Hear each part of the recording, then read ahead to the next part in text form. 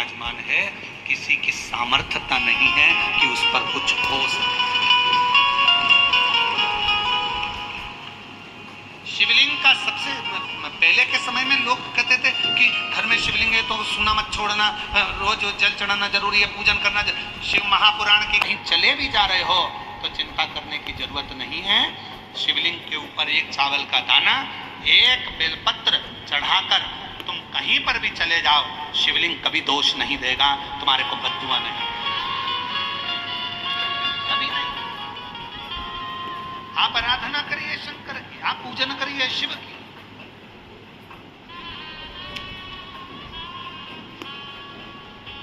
और मेरे भोले तेरा शंकर जी की कथा कर रही है।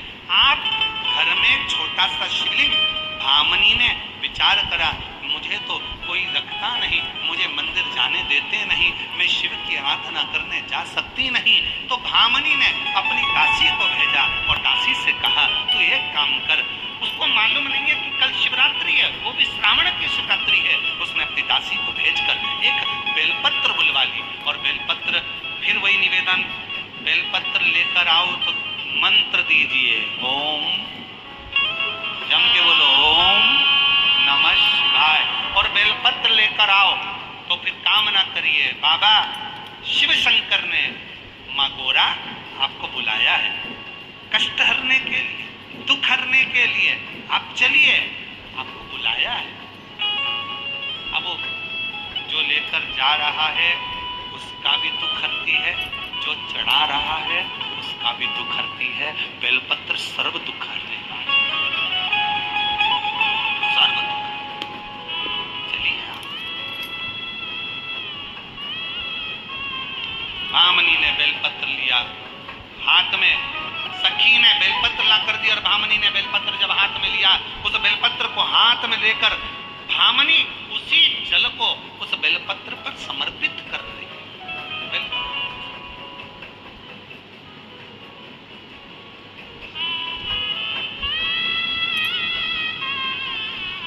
वीर शैव लिंगायत संप्रदाय में, पद्धति में, संप्रदाय में जो उनके गले में शिवलिंग होता है, उस शिवलिंग को हाथ में रखकर वो अभिषेक पूजन करते हैं। यहाँ जो बैठे होंगे लिंगायत संप्रदाय के, वो जानते हो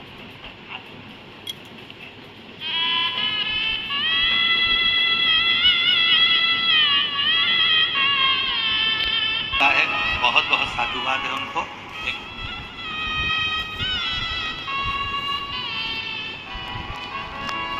शिव कथा कर रही है। वीर शैव लिंगायत संप्रदाय में शिवलिंग को हाथ में रखकर उसका अभिषेक, उसकी आराधना, उसकी पूजन, उसकी अर्चना करी जाती है।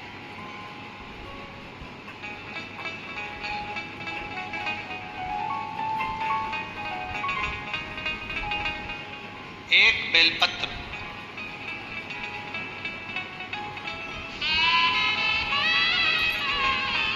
सावन की शिवरात्रि, और सावन की शिवरात्रि में एक बेलपत्र जब आपके पास में हो, सावन की शिवरात्रि में एक बेलपत्र यदि आपके पास में हो, तो सावन की शिवरात्रि पर एक बेलपत्र को अगर आप स्पर्श कर कर भी अपने मन की कामना कर कर शिव जी को अगर समर्पित करते हो, तो ये निश्चित है मेरा देव अधिदेव महादेव आपकी मन की कामना पूर्ण करता है। बोल बम का नारा है। भामनी ने बेलपत्र को हाथ में लेकर उसी का अभिषेक, उसी का पूजन, उसी की आराधना, उसी की अर्चना कर, उसी की और अर्चना आराधना कर कर भामनी ने वो बेलपत्र अपनी सखी से कहा इसको ले जाओ, शिव को समर्पित करो। मेरे घर के लोग मुझे मंदिर शिवालय ना जाने दें। बहुत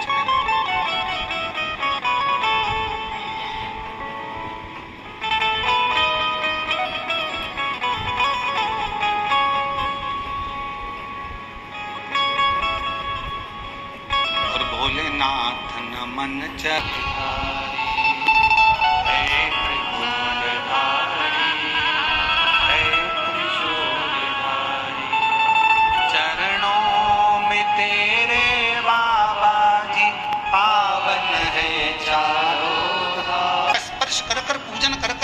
को दिया, ले जाओ शिव को चढ़ा दो। रात्रि का समय था, सखी ले जाए शंकर को चढ़ाई, पति की सुधि आई,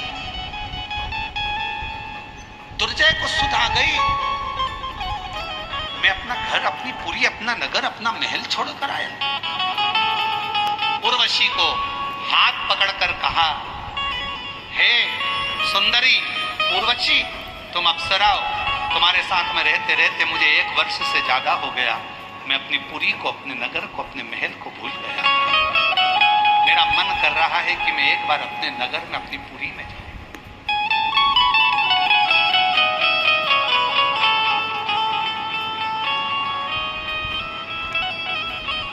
कूर्म पुराण का यह चरित्र कहता है, शिव महापुराण की यह पवित्र कथा का आनंद कहता है, मुझे अपनी नगरी की याद आ, जाऊं, चलिए। उर्वशी ने रोका, तुम मुझे छोड़कर जा रहे हो, मैं तुम्हें नहीं छोड़ना चाहती। तभी दुर्जय ने कहा कि मैं वापिस आऊंगा। उर्वशी ने कहा, तुम्हें वापिस आना पड़ेगा, तुम सौगंध खाकर जाओ और वचन देकर जाओ कि तुम आओगे मेरे लिए। कहा ठीक है, मैं आऊंगा। दुर्जय चला गया, घर पहुंचा। भामनी ने देखा कि मेरा पति आया है, उसके चरणों को प्रणाम कर कर कहा, स्वामी 1 साल से ज्यादा हो गया, 1 वर्ष के बाद कहाँ चले गए थे? चेहरा उतरा हुआ था, लज्जित सा मुख था। कैसे बताऊं अपनी पत्नी को कि दूसरी एक अप्सरा के चक्कर में मैंने तुझे त्याग दिया? कैसे बोलूं मैं, कैसे बताऊं? एक अप्सरा के चक्कर में मैंने तुझे त्याग दिया। शब्द नहीं निकल रहा था, लज्जित सा था पति। भामनी समझ गई। भामनी ने कहा, स्वामी तुम चिंता मत करो, मैंने पूर्वभान हो जाता है। घर में जो माँ शंकर की पूजन करती है, सोमवार का व्रत रखती है, आराधना करती है, जो शिव जी के मंदिर में 1 लोटा जल चढ़ाते हैं, उनको आने वाले समय में थोड़ा थोड़ा लगने लगता है। वो अपने बच्चे से कह देती है, ऐसा मत करना, ऐसा हो सकता है, बहू ऐसा मत करना, मुझे ऐसा लग रहा है कि कुछ होने वाला है, ऐसा लग रहा है। उसको भान होने लगता है। शंकर की आराधना भगवान शिव खुद प्रेरणा देते हैं। भामनी कहती है, मेरा मन से मैंने देख लिया था, एक स्त्री के साथ में थे, कौन थी मुझे कोई मतलब नहीं, मेरा पति आ गया, बस इससे बढ़कर मुझे क्या चाहिए। एक काम करो, प्रायश्चित करना है आपको, तो आप मांडव ऋषि के आश्रम में पहुंच जाओ। इस राज्य को मैं संभालूंगी, तुम मांडव ऋषि के पास जाओ। पति मांडव ऋषि के पास गया। मांडव ऋषि जी ने उसको ज्ञान उपदेश देते हुए शिव मंत्र दे दिया। मंत्र देकर तप करने के लिए बैठा ही था, इतने में एक गंधर्व सुंदर गले में माला पहनकर जा रहा था। उस गंधर्व की माला को दुर्जय ने देख लिया। देखते से मन में सोचा, इतनी सुंदर माला, इस माला को अगर मैं उर्वशी को दूंगा तो कितना अच्छा लगेगा। इतनी सुंदर माला मैं उर्वशी को दूं? और दुर्जय ने उस गंधर्व के साथ युद्ध करा, माला ले ली। मांडव ऋषि के शब्द को भी छोड़ा, पत्नी को भी छोड़ा। उस उर्वशी को ढूंढने के लिए फिर वो कालिंदी नदी के तट पर चला। कालिंदी नदी के तट पर उर्वशी मिलती नहीं। ढूंढते ढूंढते पूरी पृथ्वी को छान मारा। अप्सरा लोक में गया। उस लोक में उर्वशी बैठी थी। उर्वशी ने जैसे ही दुर्जय को देखा, दुर्जय तुम आ गए? दुर्जय ने कहा, मैं तेरे लिए माला लेकर आया हूँ। उर्वशी के गले में माला पहना दी। उर्वशी बड़ी प्रसन्न हो गई। प्रसन्न होकर दुर्जय को उर्वशी ने देखा और मन में सोचा कि इसने मुझे ढूंढने के लिए रात दिन एक कर दिया। एक माला मेरे लिए लेकर आया श्रृंगार करने के लिए। उर्वशी ने मन में सोचा, अगर यही माला ये शिवजी को पहना देता और जितना मुझे ढूंढा, अगर देव अधिदेव महादेव को ढूंढ लेता तो शायद इसकी जिंदगी संवर जाए।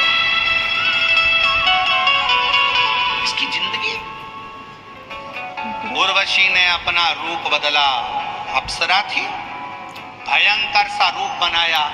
दुर्जय के हृदय से उर्वशी निकल गई और दुर्जय मांडव ऋषि के कहने पर विश्वनाथ की पवित्र धरा काशी में पहुंच गए। काशी में जाकर दुर्जय ने कुछ नहीं करा, केवल एक कार्य करा।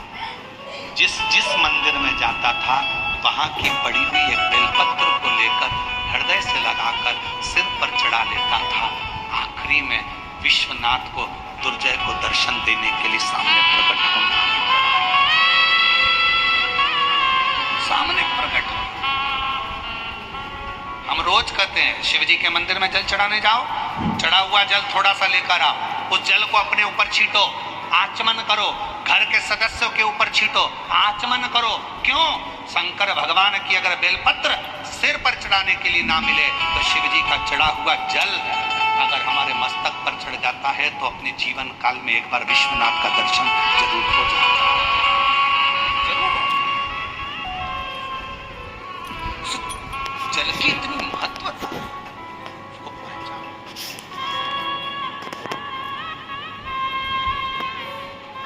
विश्वनाथ का दर्शन हुआ दुर्जय, तुम अपना नगर छोड़कर आए, जाओ।